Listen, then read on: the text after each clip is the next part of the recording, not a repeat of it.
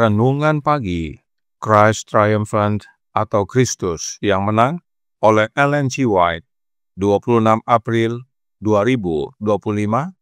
Mari kita berdoa. Bapa kami yang di sorga, Allah pencipta langit dan bumi, laut dan segala isinya, Allah yang maha besar, maha kuasa, sumber segalanya, yang kami sembah selalu melalui anak-Mu yang tunggal, Yesus Kristus. Terpujilah Yesus, anak Allah yang maha tinggi, yang adalah roti hidup dan air hidup bagi kami. Pada pagi hari ini kami bersyukur boleh bangun dan berbakti dan sebagaimana membaca dan mendengarkan nasihat firman-Mu. Kiranya ini menjadi pembaharuan bagi kami semua, agar memakan daging dan minum darah Yesus, menyatu dengan Yesus sehingga saat menghadapi ujian dan pencobaan, kami tidak rewel, tidak mengeluh dan menggerutu. Beserta kami sepanjang perbaktian ini, kehendak-Mu yang jadi, ampun kami akan dosa dan salah, karena kami berdoa hanya dalam nama Anak Allah yang tunggal, Yesus Kristus, yang adalah Tuhan dan Juru Selamat kami. Amin. Renungan hari ini akan dibacakan oleh Saudari Keisha Sidabutar. Kepada Saudari Keisha, kami persilahkan. Selamat pagi saudara-saudari sekalian. Judul renungan kita 26 April 2025 berjudul, Ketika Kita Menghadapi Kesulitan dan Ujian. Ayat ini terdapat di dalam Bilangan 14 ayat 23 berbunyi, Pastilah tidak akan melihat negeri yang kujanjikan dengan bersumpah kepada nenek moyang mereka. Ketika kesulitan muncul dalam cabang manapun dari tujuan tersebut, yang pasti akan terjadi, karena gereja yang militan bukanlah gereja yang menang, seluruh surga sedang mengamati untuk melihat apa yang akan terjadi pada mereka yang dipercayakan dengan tanggung jawab suci. Sebagian akan tersandung, sebagian akan mendengarkan roh-roh yang menggoda, sebagian akan memilih kegelapan daripada terang karena mereka tidak setia kepada Allah. Seperti guru mereka yang tinggal di dalam Kristus tidak akan gagal atau putus asa. Tuhan menghendaki kasih sayang kita yang tak terbagi. Jika orang tidak sepenuh hati, mereka akan gagal dalam hari ujian, pembuktian, dan pencobaan. Ketika musuh mengerahkan pasukannya untuk melawan mereka, dan pertempuran tampaknya semakin sulit, tepat pada saat semua kekuatan intelektual dan kemampuan, semua kebijaksanaan jenderal yang bijaksana dibutuhkan untuk memukul mundur musuh, mereka yang setengah hati akan mengarahkan senjata mereka terhadap prajurit mereka sendiri. Mereka melemahkan tangan yang seharusnya kuat untuk berperang. Allah sedang menguji semua orang yang memiliki pengetahuan tentang kebenaran untuk melihat apakah mereka dapat diandalkan untuk berperang dalam peperangan Tuhan ketika ditekan keras oleh pemerintah-pemerintah dan penguasa-penguasa, penghulu-penghulu dunia yang gelap ini, dan roh-roh jahat di udara. Masa-masa yang berbahaya ada di hadapan kita, dan satu-satunya keselamatan kita adalah dengan memiliki kuasa Allah yang mengubahkan setiap hari. menyerahkan diri kita sepenuhnya kepadanya untuk melakukan kehendak-Nya dan berjalan dalam terang wajah-Nya. Lihat 1 Petrus 2 ayat 9.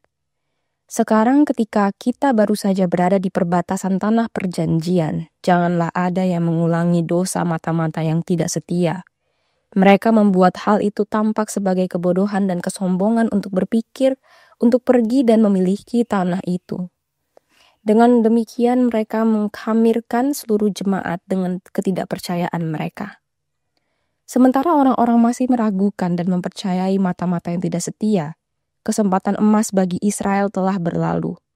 Penduduk negeri itu bangkit untuk melakukan perlawanan yang gigih, dan pekerjaan yang telah Tuhan persiapkan bagi mereka untuk menyatakan kebesarannya dan kebaikannya kepada umat-Nya tidak dapat dilakukan karena ketidakpercayaan dan pemberontakan mereka yang jahat.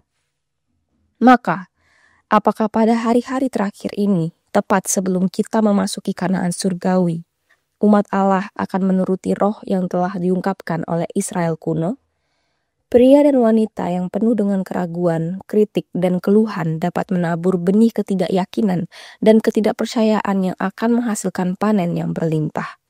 Manuskrip 6 tahun 1892. Demikianlah renungan pagi kita pada hari ini.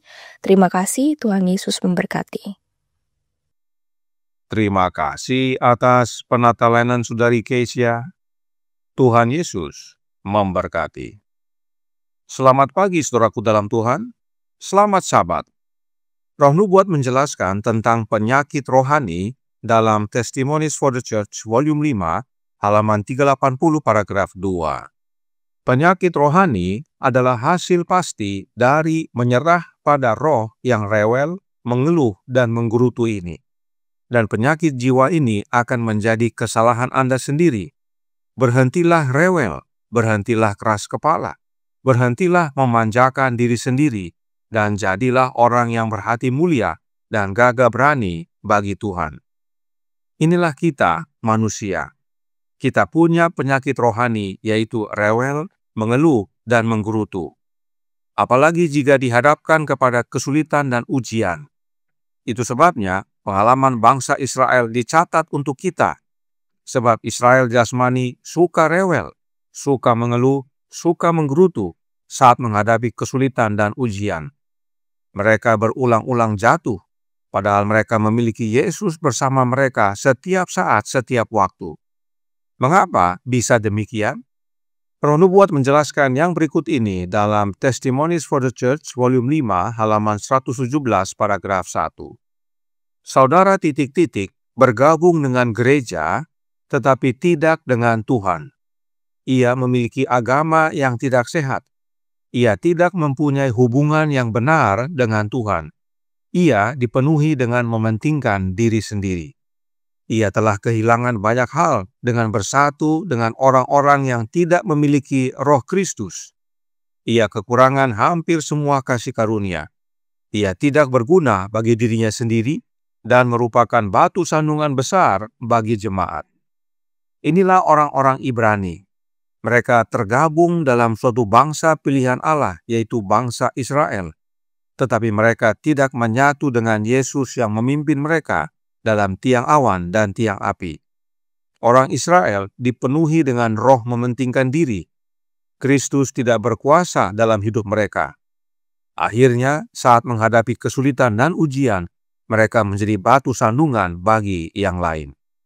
Itu sebabnya renungan hari ini berkata dalam Christ Triumphant halaman 123 paragraf 2. Ketika kesulitan muncul dalam cabang manapun dari tujuan tersebut, yang pasti akan terjadi karena gereja yang militan bukanlah gereja yang menang, seluruh sorga sedang mengamati untuk melihat apa yang akan terjadi pada mereka yang dipercayakan dengan tanggung jawab suci. Sebagian akan tersandung, sebagian akan mendengarkan roh-roh yang menggoda, sebagian akan memilih kegelapan daripada terang karena mereka tidak setia kepada Allah. Seperti guru mereka yang tinggal di dalam Kristus tidak akan gagal atau putus asa. Saat kesulitan dan ujian muncul, banyak yang tersandung, menjadi rewel, mengeluh, dan menggerutu. Mereka memilih pengaruh setan daripada percaya dan menurut kepada Allah. Tapi masih ada yang menang, yaitu mereka yang tinggal di dalam Yesus. Dan mereka yang tinggal dalam Yesus, satu dengan Yesus dan satu dengan Bapa. Oleh karena itu Roh Nubuat menasihatkan dalam manuskrip 6 tahun 1892 paragraf 12. Apapun kekhasan karakter kita, tugas kita dinyatakan dengan jelas dalam firman Tuhan. Kita harus menjadi satu, sebagaimana Kristus adalah satu dengan Bapa. Kita tidak akan menemukan rasa aman, tidak ada kelegaan dalam mengkritik satu sama lain, karena ini adalah pekerjaan setan. Dia adalah pendakwa saudara-saudara.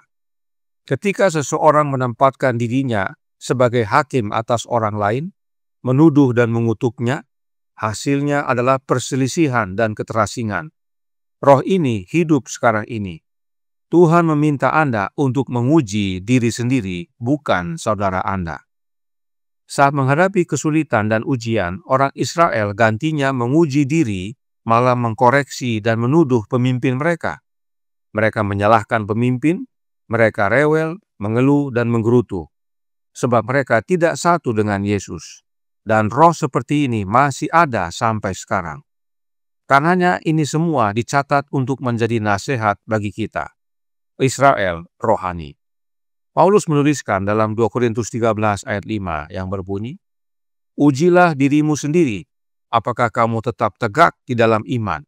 Selidikilah dirimu, apakah kamu tidak yakin akan dirimu bahwa Kristus Yesus ada di dalam diri kamu? Sebab jika tidak demikian, kamu tidak tahan uji."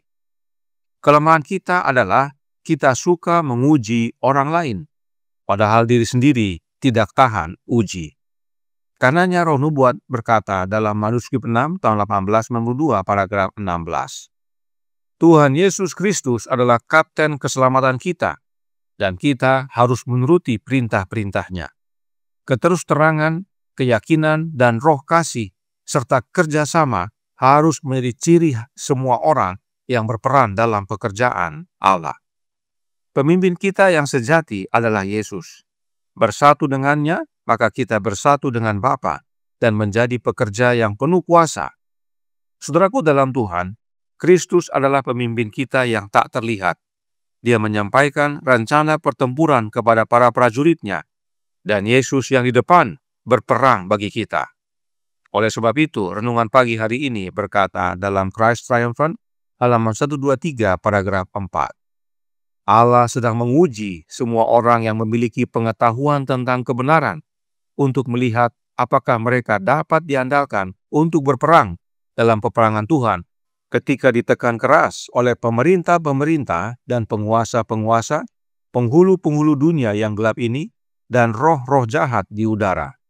Masa-masa yang berbahaya ada di hadapan kita, dan satu-satunya keselamatan kita adalah dengan memiliki kuasa Allah yang mengubahkan setiap hari, menyerahkan diri kita sepenuhnya kepadanya untuk melakukan kehendak-Nya dan berjalan dalam terang wajah-Nya.